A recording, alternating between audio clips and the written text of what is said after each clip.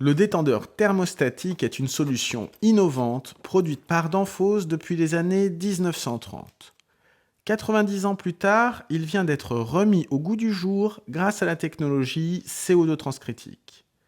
Simple et basique, le détendeur thermostatique est fiable. Son principe de fonctionnement est facile à comprendre et il est bon marché. La buse est sélectionnée selon des conditions de fonctionnement. Elle est composée d'un orifice calibré qui est obturé par un pointeau sous la pression d'un ressort. À l'intérieur du détendeur, on retrouve une tige reliée à une membrane. Elle se déforme sous la pression du bulbe. Un ressort exerce une pression sous la membrane pour contrer la pression du bulbe.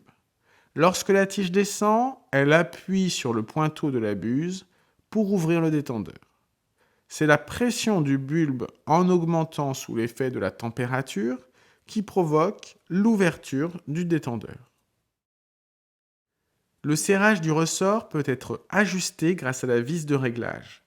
L'augmentation de la pression du ressort sous la membrane nécessite une contre-pression plus importante de la part du bulbe pour ouvrir le détendeur.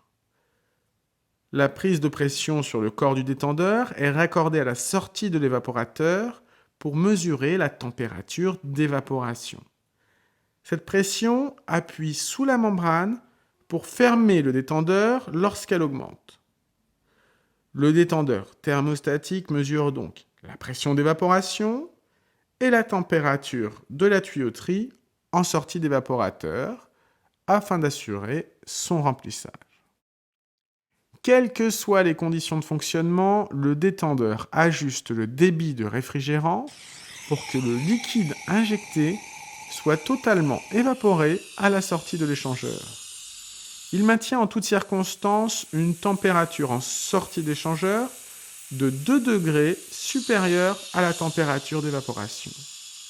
Cet écart est réglable en ajustant la pression exercée par le ressort sous la membrane. Lorsque la pression d'évaporation augmente, le détendeur se ferme jusqu'à ce que la température du bulbe soit supérieure à la température d'évaporation.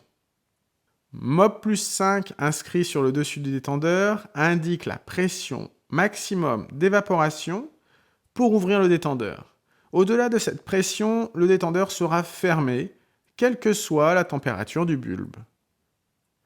Avec une pression de service de 90 bars, le détendeur thermostatique CO2 transcritique de Danfoss peut être alimenté avec du fluide supercritique, ce qui fera l'objet d'un test complet dans une prochaine vidéo.